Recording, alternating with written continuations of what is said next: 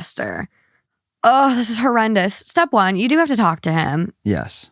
I don't think you can keep hiding your feelings, especially if like boundaries need to be set. I definitely don't think you're losing your husband unless you don't put in the effort to have these conversations and really like put in the work on the relationship and say, honey, like this is making me uncomfortable. And I know I love you and I trust you and I know you wouldn't cheat, but I'm feeling like I'm being replaced. I'm watching this life around me kind of form and it's just not making me feel good. Right. And it's hard and you don't want to sound accusatory or insecure. Like we've all been there in situations with a partner where it's like, you know the worst and you don't want to assume the worst is even possible, but sometimes it just helps to get it out there and say it. Especially with the narrative that's building up inside oh my God. in your mind and just like that can take over you. Yeah. You know, you can aside from this, like you can think your partner's cheating and then you'll start to look for reasons to like make your insecurity get stronger. And then at the end of the day, you can find out like, no, they haven't been doing a single thing, but I've built up this whole narrative and getting myself wound up to where I'm like, yep.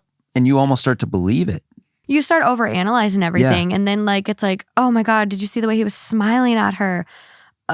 You like you said, you build this case in your head and no matter how innocent something is, if it fits or if it's close enough to fitting, you might just try to wedge it in that hole.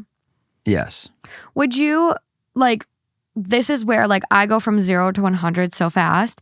And I know it's not necessarily rational, but I mean, what do you do in this situation to set a boundary? Like besides up and moving? Right. Because it's really like he's genuinely, if you know, if you could predict the future and it doesn't lead to anything between Nothing's them, happening. Yeah. He is being a very good person. An amazing guy. He's giving the boys attention. They're excited to see him. He's helping her with stuff when she needs help because she's overwhelmed.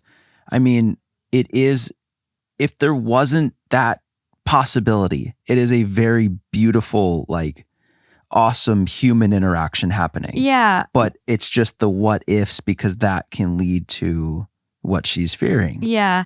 And it doesn't sound like she's as involved. I think that also like, and I know like gender sometimes does come into play when it shouldn't. Sure. But it does make this situation where we all kind of are like, ugh. If it was the wife, no one would bat an eye. But because it is the husband, which also kind of like plays into this, like, is it a big deal? Or are we all just like overanalyzing this one? Right.